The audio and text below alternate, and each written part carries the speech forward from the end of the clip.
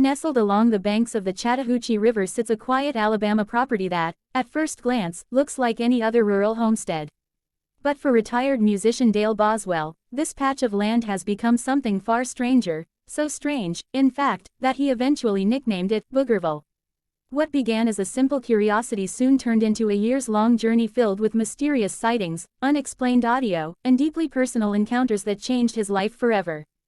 Dale's story truly begins in 2014, although he's quick to point out that strange things had probably been happening long before he realized it. At the time, he had built a playful wooden cutout of a Bigfoot silhouette to place in his yard, a novelty more than anything, something he jokingly referred to as his Bigfoot decoy. It was meant to be fun, not an invitation. But if his later experiences are any indication, it may have drawn more attention than he expected. One afternoon, his daughter arrived at the house, completely unaware of her father's fascination with the Bigfoot legend. As she stepped out of the car, she noticed the cutout in the yard, tall, dark, and unmistakably shaped like a hulking creature. She rolled her eyes, thinking her dad had placed it there just to mess with people. But then she saw something that stopped her in her tracks. From the tree line beyond the decoy, a tall white figure stood watching it silently. She described it as having pretty, dirty white hair, long and smooth, and said the creature moved with an unnerving gliding motion, effortlessly silent. Before she could process what she was seeing, the figure slipped deeper into the woods and disappeared without a sound. When Dale heard her description, he knew something unusual had wandered into his yard, something alive, something curious, and something that was not supposed to be there. Over the years, Dale became accustomed to oddities cropping up around his property. Tree structures would appear seemingly overnight, woven branches, bent saplings, and unusual stick formations in places where no one should have been. At first, he dismissed them as natural or accidental. But eventually, the patterns and placements felt intentional. More unsettling still were the sounds. Late at night, the woods delivered screams unlike anything Dale had ever heard in his lifetime outdoors. These weren't coyotes, they weren't bobcats, and they certainly weren't people.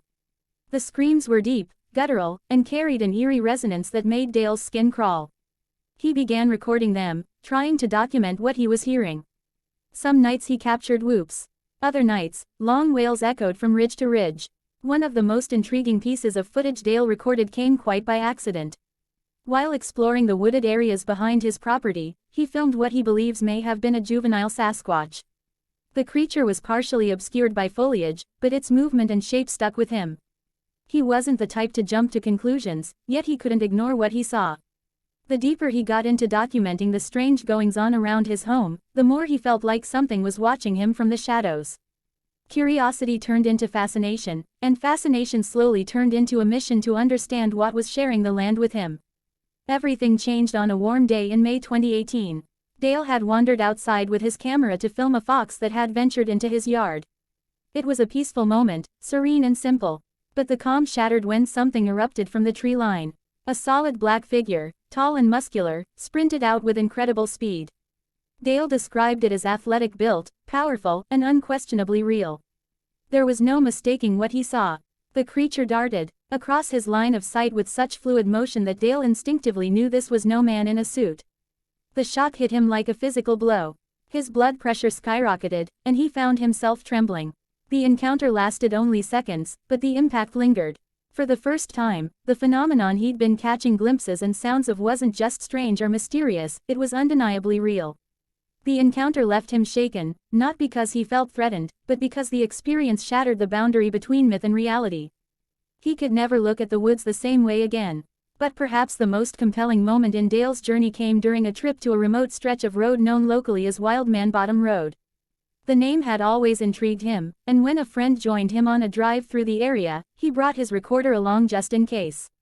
The woods were thick, the evening quiet.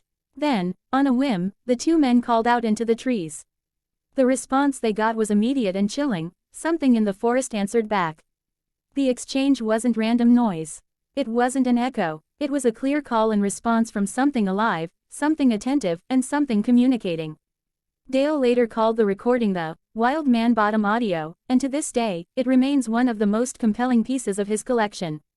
Experiences like these aren't just frightening, they're transformative. Dale found himself reevaluating not just what he believed, but how he interacted with the land around him. The forests he had known his entire life suddenly felt inhabited by something more than wildlife. They felt alive with mystery, intelligence, and presence. In time, Dale embraced the uniqueness of his experiences. He found a community of people who felt just as compelled to seek answers, and he began sharing his encounters through interviews and video recordings. What began as a simple fascination evolved into a passion for documenting unexplained phenomena, and his once ordinary home became a focal point for curiosity seekers and Sasquatch enthusiasts alike. Boogerville, as he now calls it, is no longer just a humorous nickname, it's a symbol of the strange coexistence between man and the unknown. His story serves as a vivid reminder that the world is still full of mysteries waiting to be uncovered.